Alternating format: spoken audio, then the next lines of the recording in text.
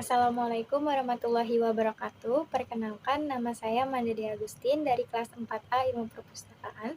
Pada video kali ini, saya akan memberikan penjelasan terkait dengan tugas perpustakaan dan arsip digital, yaitu terkait dengan sejarah berdirinya Bani Umayyah, kemudian masa kejayaan dan kemajuan, serta masa kemunduran atau faktor-faktor yang menyebabkan adanya kemunduran dari dinasti Umayyah ini.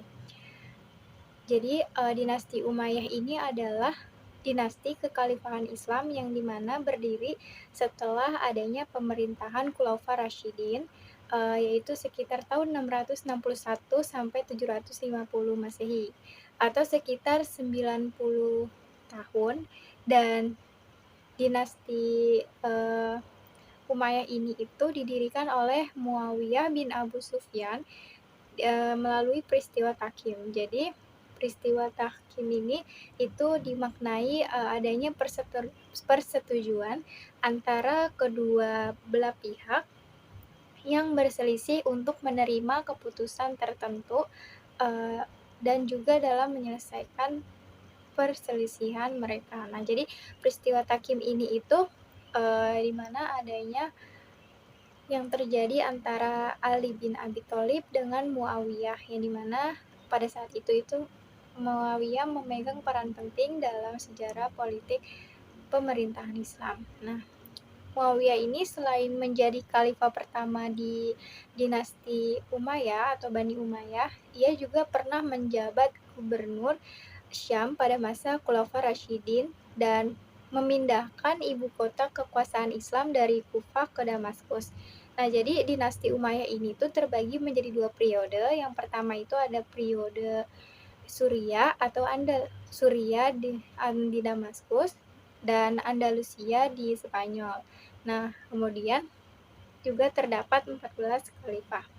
Nah, Muawiyah ini jadi pada masa berdirinya dinasti Umayyah itu pernah dipandang negatif dalam pembangunan dinasti Umayyah karena keberhasilannya itu dimaknai dalam perang saudara disiplin itu dicapai melalui cara yang curang. Dan juga Muawiyah ini pernah dituduh bahwa ia itu pengkhianat prinsip-prinsip demokrasi yang diajarkan Islam, karena mulanya mengubah pimpinan negara dan seorang yang dipilih rakyat itu menjadi kekuasaan raja yang diwariskan turun-menurun atau yang disebut monarki heredity. Akan tetapi, kalau misalkan dilihat dari sikap dan juga prestasi politik yang menakjubkan dari Muawiyah bin Abu Sufyan ini, beliau itu merupakan seorang pribadi yang sempurna dan pemimpin Mesir yang berbakat. Nah, karena dalam dirinya itu memiliki sifat-sifat yang seperti penguasa, politikus, dan juga administrator. Nah, kemudian juga Muawiyah ini pernah memimpin pasukan di bawah komando Panglima Abu Ubaidah bin Jarrah yang berhasil merebut wilayah Palestina, Suriah, Mesir, dan Romawi pada tahun 63 sebelum Masehi. Nah, Muawiyah ini berhasil mendirikan dinasti Umayyah, jadi bukan hanya dikarenakan kemenangan dari perang Siffin ini dan terbunuhnya Khalifah Ali bin Abi Thalib, melainkan sejak semula gubernur Suriah itu juga memiliki basis yang rasional, yang solid bagi landasan pembangunan politik. Jadi seperti adanya dukungan yang kuat dari rakyat Suriah ini dan keluarga Bani Umayyah, sehingga penduduk Suriah ini diperintahkan oleh Muawiyah itu mempunyai pasukan yang kokoh, terlatih, dan disiplin. Nah, mereka juga bersama-sama dengan kelompok bangsawan kayak Makkah dan keturunan Umayyah ini berada di belakang Muawiyah dan pemasoknya itu dengan sumber-sumber kekuatan yang tidak ada habisnya. Jadi latar belakang berdirinya dinasti Umayyah ini itu berkaitan dengan pemerintahan Khulafaur Rasyidin yang dimana pada masa puncak kejayaan Utsman bin Affan dan adanya kemunduran pemerintahan dari Ali bin Abi Thalib, sehingga menyebabkan Ali bin Abi Thalib ini wafat dalam serangan balas dendam atas konflik kebijakan Utsman bin Affan di periode kedua. Jadi tidak langsung Jadi peralihan itu tidak langsung, menurunkan ke Muawiyah bin Abu Sufyan, akan tetapi setelah Ali bin Abi Thalib wafat ini, itu kepemimpinannya digantikan oleh putranya yang bernama Hasan bin Abi Thalib. Nah, jadi kemudian pada tahun 660 Masehi, Hasan ini mundur, dan kemunduran Hasan ini yang menyebabkan adanya kekhalifahan Muawiyah bin Abu Sufyan yang didukung oleh orang-orang Suriah.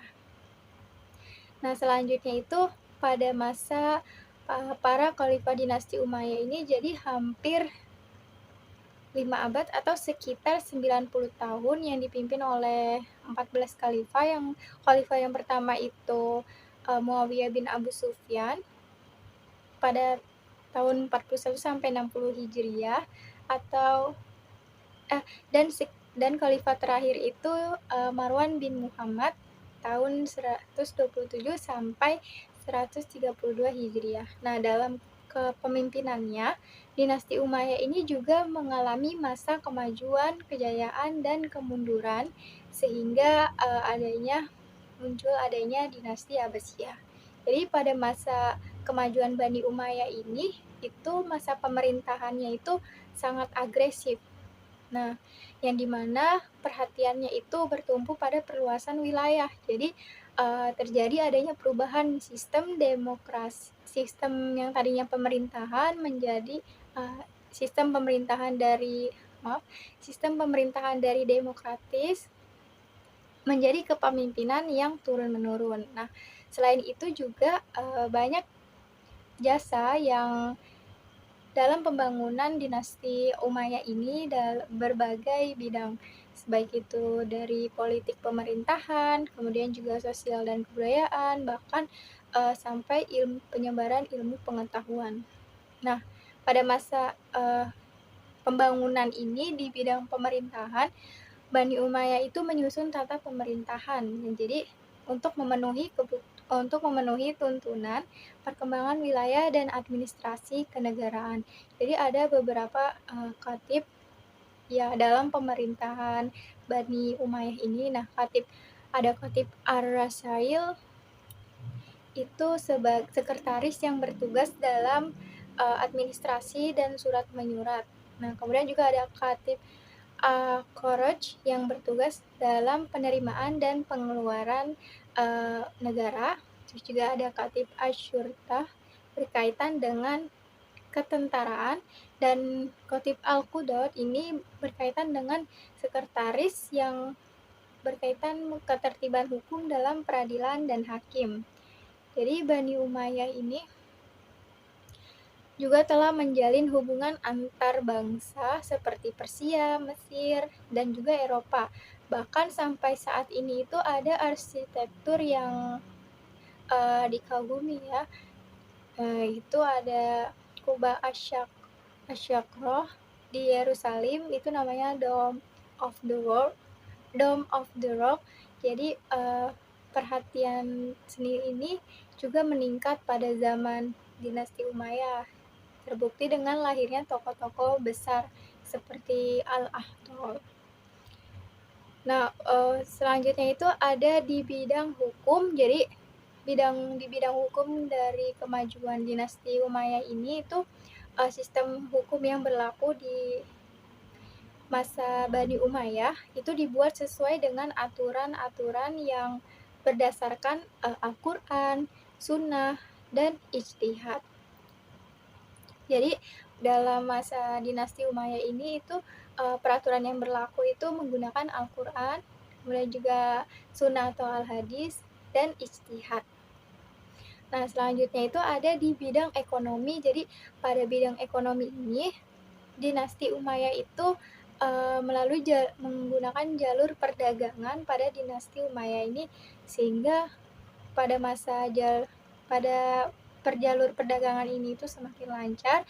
Nah, contohnya itu pelabuhan yang berkembang, yaitu di Basrah, di Teluk Persia. Jadi selain itu juga dalam bidang ekonomi, Bani Umayyah itu juga mencetak mata uang khusus kemudian juga lapangan kerja juga semakin banyak, dan juga gaji yang tetap itu mulai diterapkan, sehingga berdampak pada kesejahteraan masyarakat dan ekonomi di bidang Bani Umayyah ini dapat mendorong terbentuknya adanya hubungan masyarakat Muslim itu lebih harmonis.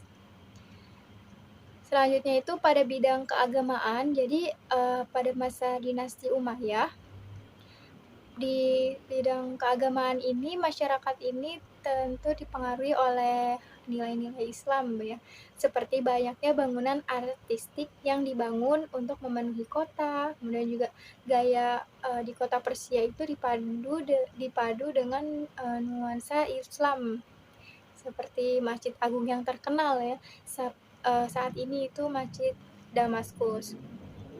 Nah, selain itu juga banyak ulama yang berfokus pada kajian ilmu keagamaan seperti ilmu tafsir, hadis, dan hukum Islam, di mana juga lahir ilmu-ilmu baru dari cabang keislaman itu seperti ilmu nahwu, bahasa, dan sastra.